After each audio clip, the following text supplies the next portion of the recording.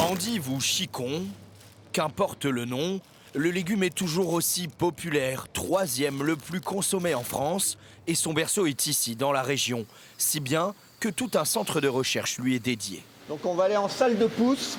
Donc ça, c'est des chicons expérimentaux. On a toujours l'objectif d'apporter le moins d'intrants possible sur nos endives. Il y a urgence car dès cette année, les producteurs doivent se passer de plusieurs pesticides. Décision européenne. Une vingtaine d'ingénieurs cherchent donc les pratiques agricoles de demain. Donc là, on a des lignes d'endives. Donc là, c'est les différentes endives. Et là, en fait, on a semé des kénopodes. Le défi, éliminer cette mauvaise herbe en limitant les désherbants. Donc là, on avait appliqué un traitement, mais vous voyez, ça n'a rien fait sur le kénopode. Ça va jouer sur l'espace racinaire, sur l'eau et les nutriments. Enfin, en fait, tout ce que l'endive ne va pas prendre, c'est le kénopode qui va prendre. Et enfin, le but, c'est que ce soit l'endive, pas le kénopode, quoi. Des croisements sont aussi réalisés entre la trentaine de variétés existantes pour produire l'endive la plus résistante. Autre menace, peut-être même son pire ennemi. Pour le découvrir, il faut pousser la porte du labo et regarder de très près. Ah oui, il y en a même un petit, là, il y a 2 larves. Le puceron grignote les racines de l'endive.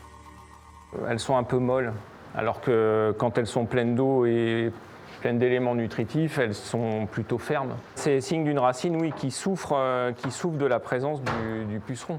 Ici, il est observé, compté, Oh là, il y en a au moins une vingtaine là-dedans.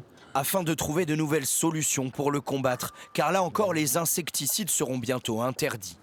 Globalement, après, ça sert à éviter son développement sur les racines au champ ou faire en sorte que les deux puissent cohabiter. Le but, c'est pas de l'éradiquer totalement, c'est de faire en sorte que la plante n'en souffre pas.